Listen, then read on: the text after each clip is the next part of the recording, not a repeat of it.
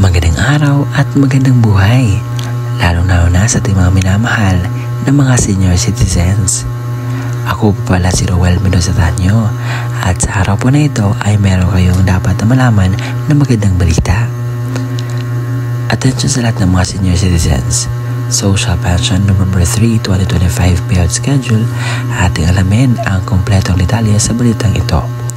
Sa araw po na ito, ang malalaman nyo na mga impormasyon ay una, ang mga lugar kung saan may magganap na payout sa social pension for indigent senior citizens. Pangalawa, saan po magaganap ang inyong payout. Pangatlo, ano po ba ang dapat nilang malaman na mga requirements na dapat nilang i-comply. Pang-apat, saan po magaganap ang inyong payout venue. Panglima ay mga dagdag alaman patungkol po dito. Kung gusto mo ang itong content, inaanyayahan kita na tapusin mo ang video na ito hanggang sa dulo nang sa gayon makuha mo ang punto ng video kong ito. At kung ikay bago pa lang sa aking YouTube channel at gusto mo ganitong content na pinag-usapan ng payout ng ating mga senior citizens, mga balita patungkol po sa kanila at iba pang mga magandang balita na para po sa ating mga minamahal na seniors, ay isubscribe mo na ang aking YouTube channel dahil araw-araw po ako nag-upload ng mga informative at nakakatulong talaga. At this is my advocacy to really help the needy or the help to educate people. At kung nais mo na maging updated ka sa mga videos na i-upload ko pa dito sa aking YouTube channel, ay bell notification mo na. At sa puntong ito, hindi ko napapatagalin pa na pag-uusapan ang bagay na ito. Let's go! Ang una po sa listahan ay ang SOCPEN 4th quarter payout schedule sa Bukod, Benguet. Sa November 3, 2025, ito po yung mga barangay na dapat pong ninyo malaman.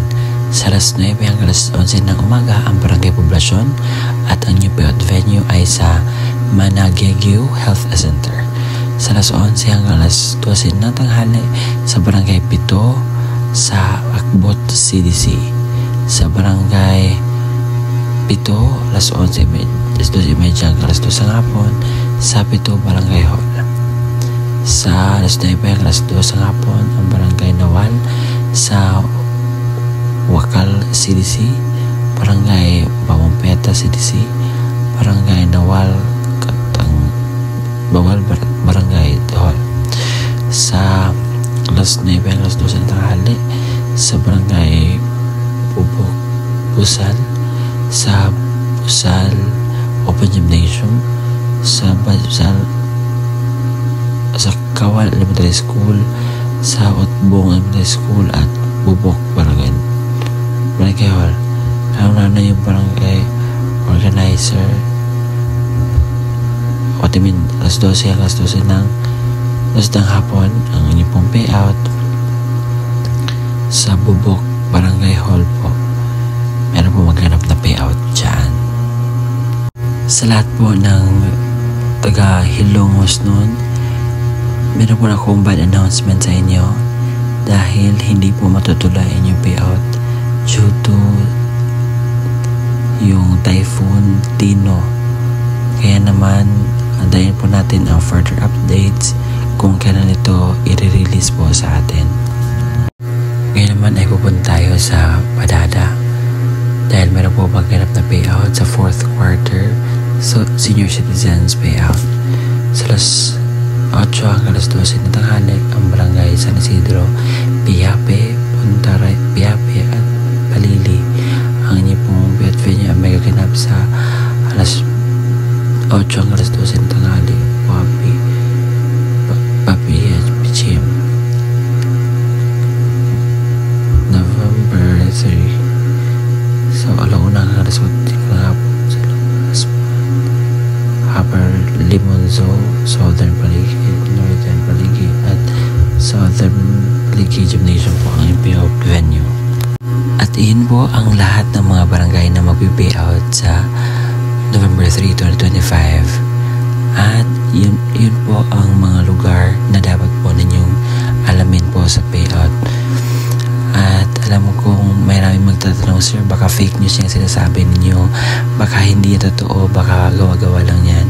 So ang sagot po ay hindi po ito gawa-gawa po, ito po ay totoo. ganitong pruweba at ito ay yung pinakaunang pension payout sa ating mga senior citizens na medyo mahirapan na. So, kung wala man ang inyong lugar dito, ang dapat nyo gagawin ay pumunta kayo sa pinakamalapit na lugar at tanungin kung kailan po ba magaganap ang inyong pong social pension payout. At nang sa gayon ay hindi kayo masabing ano kayo. So ang gagawin natin is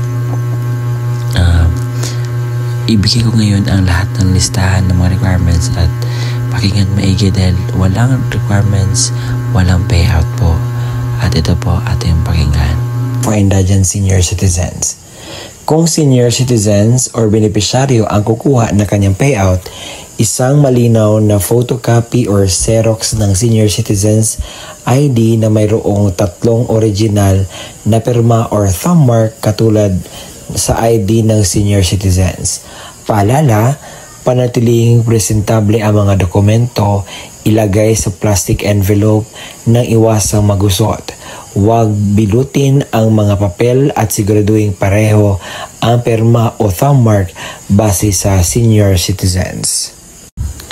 Kung authorized representative ng senior citizens or beneficiary ang kukuha ng pensyon, isang malinaw na photocopy ng ID ng senior citizens at lagyan na 3 original na pirma o thumb mark katulad ng nasa ID ng senior citizens. Authorization letter na nagmumula sa MSWDO, CSWDO at OSCA na mayroong original na pirma na MSWDO, OSCA, senior citizens at authorized representative.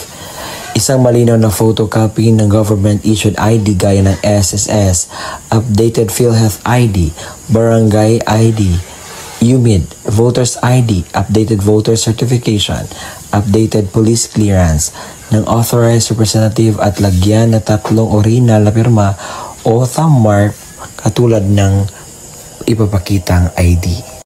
Paalala, siguraduhin pareho ang lagda thumb mark ng senior citizen, beneficiaryo at authorized representative base sa kopya ng government-issued ID na presenta. Kumpletuhin ang mga hinihinging lagda, thumb mark sa authorized letter, iwasang magusot at huwag bilutin ang mga dokumento.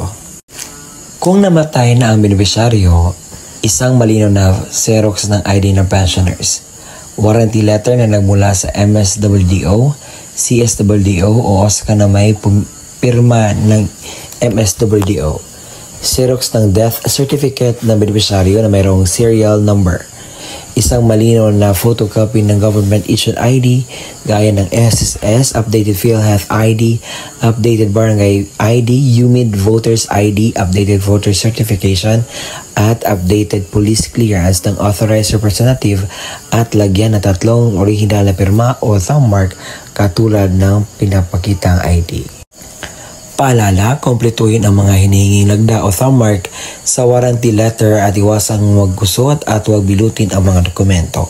Kung wala ang death certificate, kinakailangan ng certificate mula sa MSWDO, CSWDO na nakasaad ng pagpatunay na ang beneficiaryo ay patay na at kasalukuyang inasikaso ang death certificate. Huwag kalimutang magdala ng inyong ballpen na itim, payong at saka tubig. At kung meron na doon na po kayo sa payout, kinakailangan niyo pong gawin ito. Kinakailangan kumain muna kayo before pupunta sa payout. Magdala ng sariling ballpen, inumin at gamot kung kinakailangan. Baka pagdating po doon ay medyo mas ready tayo para maiwasan natin ang mga darating pang mga sakuna. At ang gagawin niyo po is magpila po, sumunod sa mga alituntunin ng payout. At yun po. At yun po ang kumpletong detalye na ating nalalaman ngayon. Maraming salamat po sa walang sawang pagsusuporta, panonood po sa ating mga ina-upload na vlogs.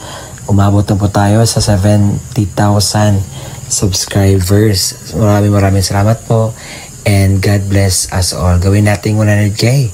Kaya ba? Salamat! kung nagustuhan ninyo po ang ating video ngayon na pinag-usapan ang payout ng ating mga senior citizens at iba pang mga bagay patungkol pa sa ating mga senior citizens, ay i-subscribe mo na ang aking YouTube channel. Yan lang po at maraming salamat.